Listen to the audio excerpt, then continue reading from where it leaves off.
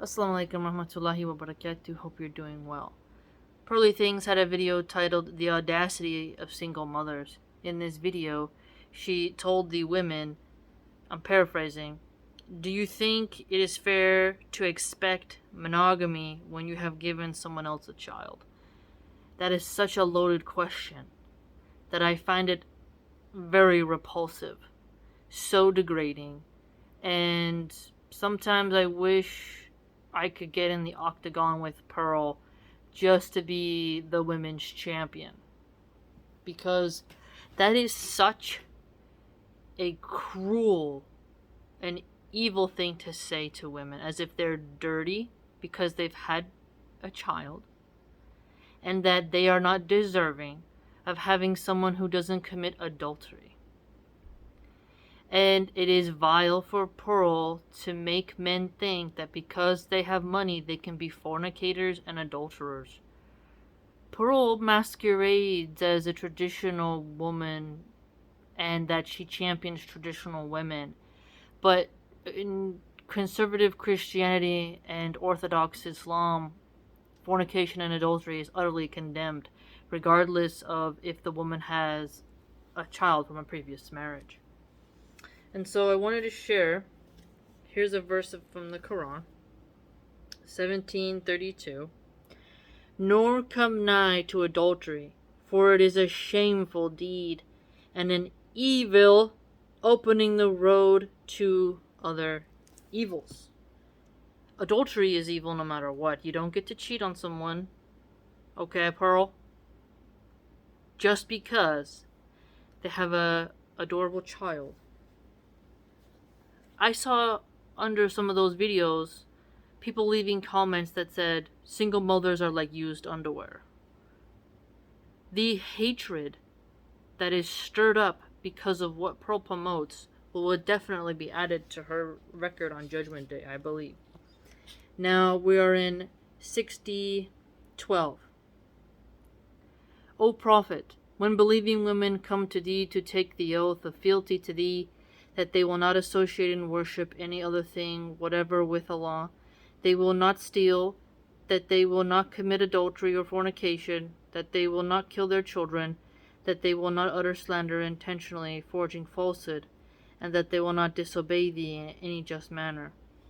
Now, it goes on further, but here, believing women are encouraged to take their oath, obviously, but it condemns adultery and fornication, right? Now, let's go through, follow me here, it's important because we have to keep bringing these up to prove Pearl is a scammer and a liar and a sinful, deviant shaitan. In Exodus chapter 20 on verse 14, you must not commit adultery. Okay? It doesn't say that women who have children and get remarried to rich men deserve to be cheated on, and that men suddenly do not have to be faithful. Now we're at Deuteronomy chapter 5, going to verse 18. Neither must you commit adultery. Again, it's very clear in the Bible that fornication and adultery are prohibited. You must not do it, no matter what. There's no excuse. Now in Deuteronomy chapter 22, chapter 22, verse 24, you must also bring them both out to the gate, that city, and pelt them with stones, and they must die. The girl for the reason that she did not scream in the city, and the man for the reason that he humiliated the wife of his fellow man.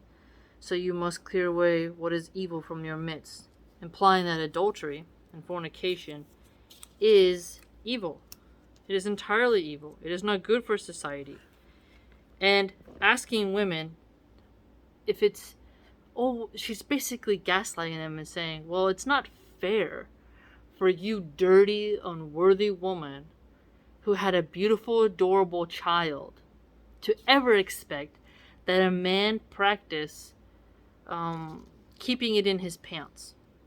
So Pearl is making loopholes for men to not have to control themselves, and she is helping men to degrade mothers, degrade pregnancy, to hate single moms, and to make the life of single moms harder. Pearl complains that women choose to do porn and prostitution and whatnot, but then she's telling men not to marry those women, which puts them into poverty. She made one other video where she had stated that fuck your happiness, she said. So she thinks women don't even deserve to be happy in a marriage. They should not be able to complain when their husband cheats. So a lot of the things Pearl says are absolutely horrendous.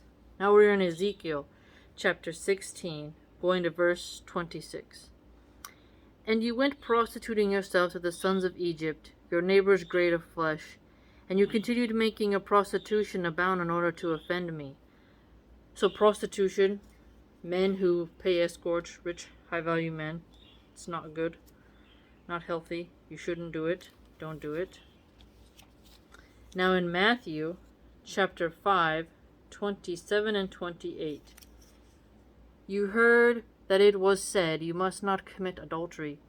But I say to you that every one that keeps on looking at a woman so as to have a passion for her has already committed adultery with her in his heart. So, even controlling your gaze is important, right? We as Muslims know that. Lower your gaze, do the best you can.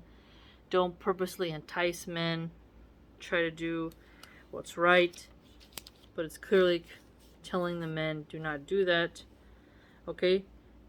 In chapter 15, going to verse 19 and 20. For example, out of the heart come wicked reasonings, murderers, adulteries, fornication, thieveries, false testimonies, blasphemies. These are the things defiling a man. But to take a meal with unwashed hands does not defile a man. So adultery and fornication, according to Christianity, defiles a man. So defiles doesn't make him a high-value man, does it, Pearl? A high-value man in this red pill nonsense philosophy does not promote Christian orthodoxy or Islamic orthodoxy.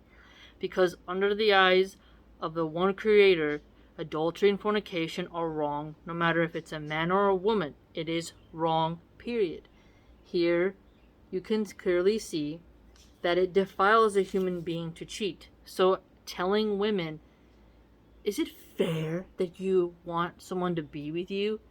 And remember, this is not the time where you then say, oh, well, man can be polygamous. No. He's going to get married and keep it within that if he can provide for those women justly. So polygamy is a minority that is allowed, and he is not allowed to step out of those marriages either. Pearl promotes adultery. And if a man decides to be monogamous, he doesn't have the right to go get a no-strings marriage and, break up with his chick after a week. It's a loophole, and Allah knows what's in their chest. And they're having these secret wives who they just bang for a month and then divorce her, go to the next one. It's just a sort of loophole where men can cheat on their women. And so that's not the same as having an actual real marriage, because it has the wrong intentions. It doesn't have the intentions to provide. It's just a sham marriage so they can cheat. And then it's like a fake Islamic flavor. Now in Matthew chapter 19 verse 9. I say to you, whoever divorces his wife except on the ground of fornication and marries another commits adultery. So if a man divorces his wife, and she hasn't cheated, he's done wrong on the same level of adultery. So adultery is mentioned quite extensively. It's not something that's praised. Okay, it's not something that is condoned. It's not to be encouraged. It's not to be spoken lightly of. Okay? Now, 1 Corinthians chapter 6, 9, 10. What, do you not know that unrighteous persons will not inherit God's kingdom? Do not mislead. Neither fornicators, nor idolaters, nor adulterers, nor men kept for unnatural purposes, nor men who lie with men, nor thieves, nor greedy persons, nor drunkards, nor revilers, nor extortioners will inherit God's kingdom. So, fornicators and adulterers clearly mentioned. There are so many other verses as well. And so, it's important for people to remember that PearlyThings is promoting the idea that if you are a mom who was blessed with fertility, was tested by Allah to the point where she couldn't endure the relationship anymore, or the man couldn't endure her, who knows, but that they decided to do something lawful, which was divorce, because Allah does allow divorce, but Allah does favor reconciliation as well, right? But women and men are allowed to get remarried and divorce. If you're shaming her for that in a way that promotes cheating and adultery and fornication, you're not traditional. It is so evil what Pearl does with such a statement. Do you think it's fair to accept loyalty because you have a kid? That puts an evil eye and a stigma upon an innocent child. It makes it harder for those women to find a healthy relationship. It puts them on the government dole. It pushes them into prostitution. It doesn't help anybody to make a harder stigma. People seem to think that if you make women terrified to leave, that the world will somehow become a utopia, when in reality, a lot of men will continue to be crappy husbands and then know their woman has no other option. It's strange. We don't look at the nuance sometimes. You don't want to encourage divorce, but you don't want men to be slacking. And you don't want men to think that they are entitled to a woman and that she should have no way of escape when he is just a miserable dolt who has no work ethic and whatnot. He may not abuse her, but he may be somebody who just went downhill, became an addict. There's so many things that people can do to make you just not desire them, resent them, and whatnot. Some of them even become disabled and their mind starts to go away and they have to be put into an asylum. There's a lot of things that can cause a woman to become a single mother. And so to tell them that they should be more fair and allow adultery is wrong. I really hope these young men don't fall for that, because they're complaining about being incels. But then, when they could get married, they're turning down the women that are actually pretty good, but they just are not 16-year-old virgins. And then these men could go and move to another country where they could find their little princess, but those fathers there would probably not like their American attitude. So there's a lot of fake bravado where these men think they're better than what they are, and then they shame the very culture that made them who they are, and they expect to have this sort of weird ideal that they don't even want to move to go look for. That's how lazy they are. They could go to those countries and see if their fathers even like them, but they won't. Instead, they stay in America, complain, and then think that women owe them something, which they don't.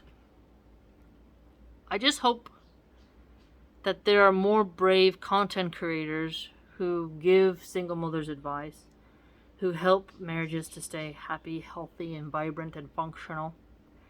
And women like PearlyThings should really look in the mirror before they get humbled as well.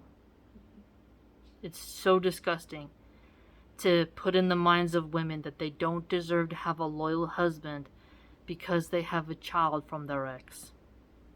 Reprehensible. Reprehensible.